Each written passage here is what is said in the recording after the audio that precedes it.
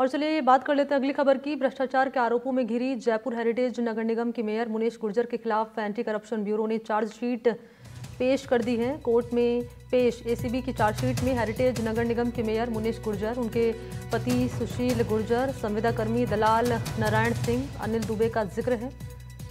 2502 पन्ने की ये चार्जशीट है।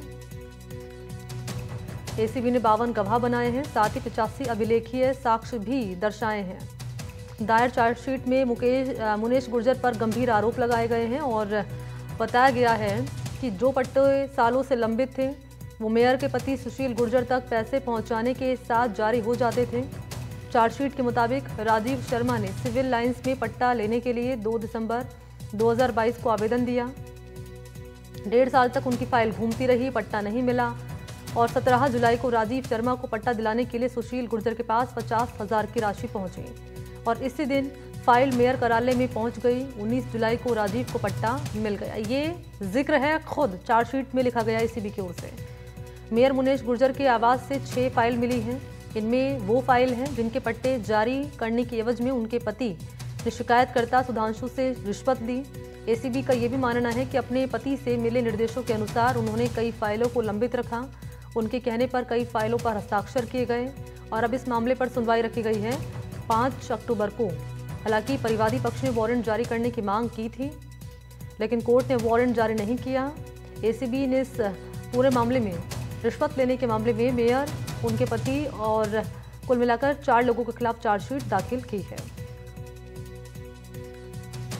और इसी पर मेरे साथ ज्यादा जानकारी लिए सोमू आनंद जुड़ चुके हैं। सोमू, यहाँ पर 2502 पन्ने की चार्जशीट एसीबी ने कोर्ट के सामने रखी है और बड़ी बातें ये हैं जिसमें ये लिखा गया है कि सालों से अगर कोई फाइल अटकी हुई है, सुशील गुर्जर के पास वो फाइल जाती है, तुरंत उस फाइल को मंजूरी मिल जाती है।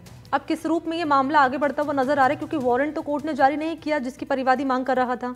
अब आगे क्या, किस रूप में ये मामला आगे बढ़ रहा है?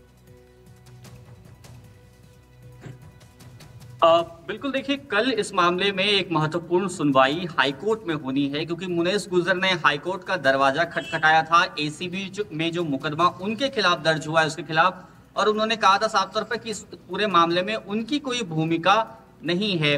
कल यानी 21 तारीख को हाईकोर्ट में इस बात की सुनवाई होगी। अगर हाईकोर्ट से उन्हें कोई राहत मिलती है तो ये एक बहुत बड़ी राहत होगी उनके लिए। हाईकोर्ट क्या कुछ करता है, इस पूरे मामले का रुख जो है वो वहीं से साफ हो पाएगा।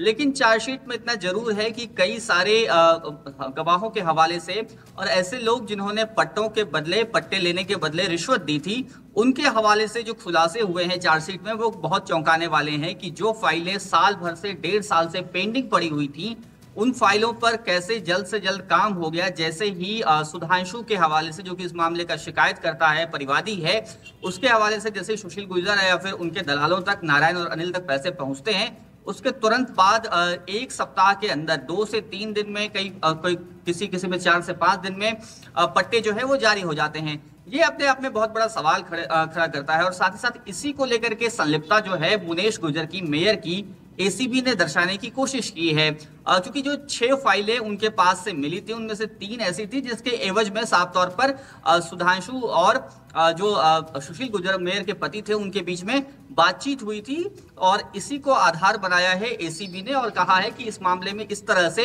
मेयर मुनेश गुर्जर की संलिप्तता जो है वो जाहिर होती है।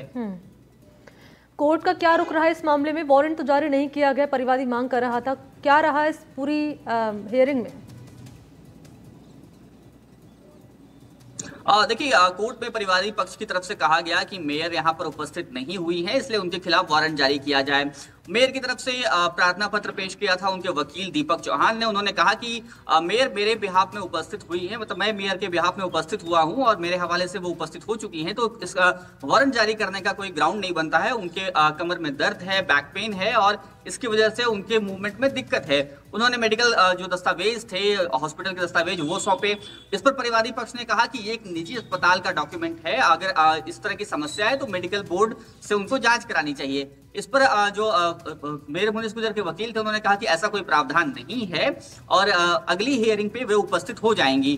कोर्ट ने दोनों पक्षों की दलील सुनी और उसके बाद 5 तारीख अगली सुनवाई के लिए तिथि जो है, तारीख तय की है। 5 अक्टूबर को इस मामले की अगली सुनवाई जो है वह होगी और उस दिन मेयर मुनेश गुर्जर को उपस्थित होना पड़ेगा। ठीक है, नजर आप बनाए रखिएगा सोमू आनंद तमाम जानकारी के लिए। तो कुल मिलाकर ये कि 5 अक्टूबर की तारीख मुकर्रर है जब इस मामले पर फिर से होने वाली है सुनवाई।